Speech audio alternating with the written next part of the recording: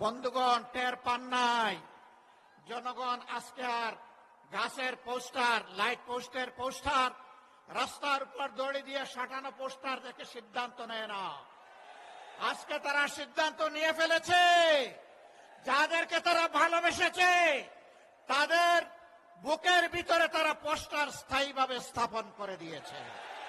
আমরা সারা দেশে জনগণের ব্যাপক ভালোবাসা দেখতে পাচ্ছি। এই ভালোবাসায় ঈর্ষান্বিত হয়ে মনের জ্বালায় অনেকে আমাদের ব্যানার, ফেস্টুন, প্লেকার্ড, আমাদের পোস্টারগুলো ছিঁড়ে খান খান করে ফেলছেন। বন্ধুগণ, টের পান নাই জনগণ আজকে আর গাছের পোস্টার, লাইট পোস্টের পোস্টার, রাস্তার উপর দড়ি দিয়ে সাঁটানো পোস্টার দেখে সিদ্ধান্ত নেয় না। আজকে তারা সিদ্ধান্ত নিয়ে ফেলেছে, যাদেরকে তারা ভালোবেসেছে তাদের বুকের ভিতরে তারা পোস্টার স্থায়ীভাবে স্থাপন করে দিয়েছে।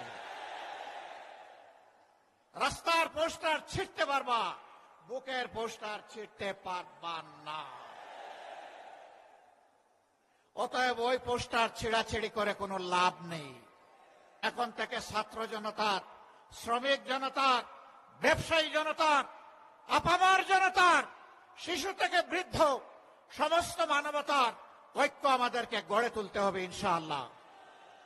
এই ঐক্যই আগামী দিনে বাংলাদেশের জাতীয় সংসদে যাবে বিজয়ীর বেশে ইনশাআল্লাহ। এ বিজয় কেউ ঠেকাতে পারবে না ইনশাআল্লাহ। কারণ আমরা আছি মজলুমের পক্ষে, আমরা আছি অপশাসনের বিরুদ্ধে, আমরা আছি বৈষম্যের বিরুদ্ধে, আমরা আছি ন্যায়ের পক্ষে, আমরা আছি আল্লাহর দেওয়া কোরআনের বিধানের পক্ষে। এ বিজয় আমাদের হবে ইনশাআল্লাহ।